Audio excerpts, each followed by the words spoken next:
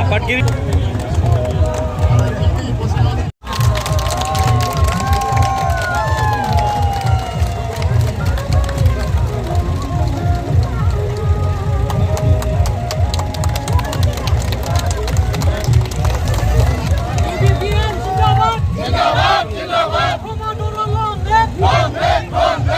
নাঙল ট্ৰেক্টৰ আৰু নাঙলৰ যুদ্ধত কোনে জিকিব আপোনালোকে ক'ব পাৰিব?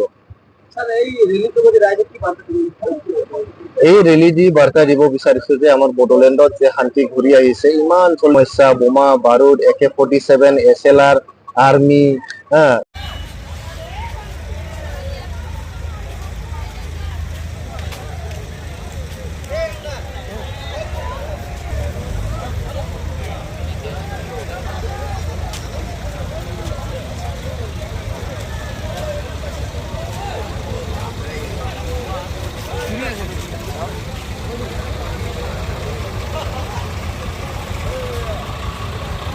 ट्रेक्टरनि रेली लानाय नुनो मोनदों, मा बुङो बेखौ लानानै?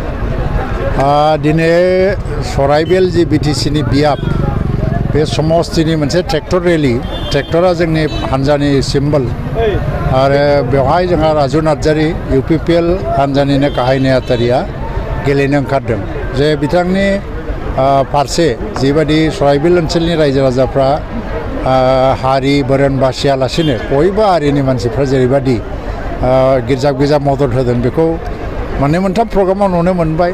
जों बेखौनो दा नमिनेसनाथ' जायाखै, नमिनेसन जानायनि आगोलनो रायजोफोरनि गेजेराव मोनसे सांग्रांथि लाबोनो दासिमाव जों UPPL हान्जानिफ्राय गोजोन आरो खौसेथिनि जि मोनसे रेलि खालामबाय थादों, ट्रेक्टराबो बिनिनो पार्ट मोनसे आरो आं सानो दिनैनि ट्रेक्टर रेलिया मोनसे भिक्टरि रेलि बादिबो सराइबिलनि थाखाय।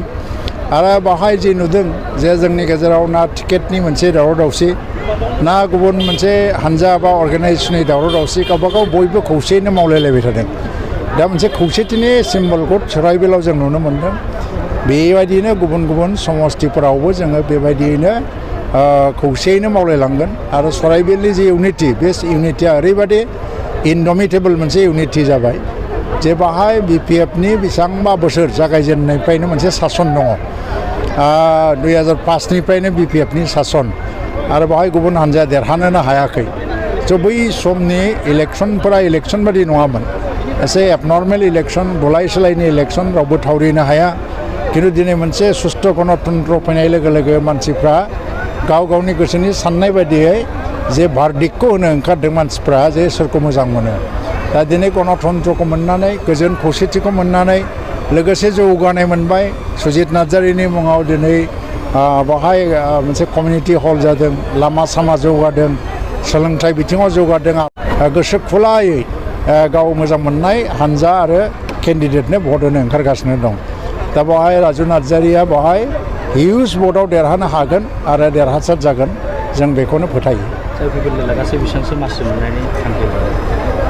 बेसेबां मासिखौ जोङो लिमिट दोना, जोङो मेक्सिमामनिफ्राय मेक्सिमाम सिट, जे मेक्सिमामाव जोङो 40खौ गेलेगोन, खिन्थु 40नि गेजेराव 30खौ जोङो मोनगोन होननानै जों सान्दों। नाथाय बेनि गेजेरावबो डेम'क्रेसियाव जेब्लायबो मोनसे स्कप दोननांगौ, बालायनि थाखायबो स्कप दोननांगौ, गावनि थाखायबो स्कप लानांगौ जायो।